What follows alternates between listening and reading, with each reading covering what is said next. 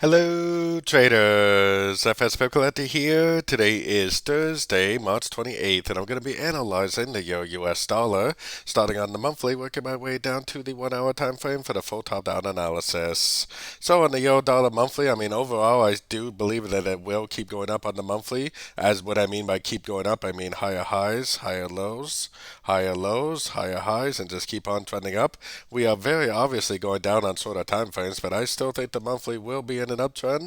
I still think eventually it will end up going up and taking out these highs. So let's head down to the weekly time frame.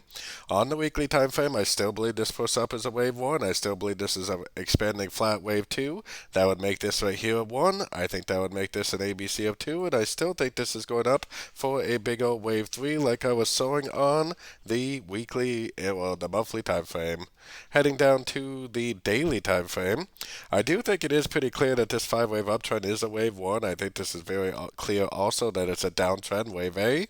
Most likely 1, 2, 3 waves up, wave B. And I still think that this is going down for wave C. Probably all the way down to here or here, probably something like that, before we actually do end this ABC of 2 and continue back up for that big wave 3.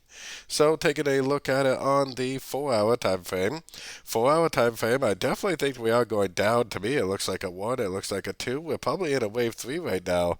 Now, I don't really expect a whole lot of big moves this week because we are going into Easter holiday, so I don't really expect it's just going to keep on trending now, but overall, I do think it will continue to make lower lows, lower highs, most likely all part of a big wave 3. So taking it right down to the 1-hour time frame, definitely still looking for shorts. We were talking yesterday about how this should go up for an ABC, but I also mentioned that the trend is down on all the higher time frames, and I wouldn't be surprised if it just kept on going down, which is exactly what it did. Look what happened. It made a lower high, lower high, lower high, no break of structure to the upside. That means that there really should not have been any long opportunities. There was never any proof that the wave B was over. So I'm definitely still looking for shorts.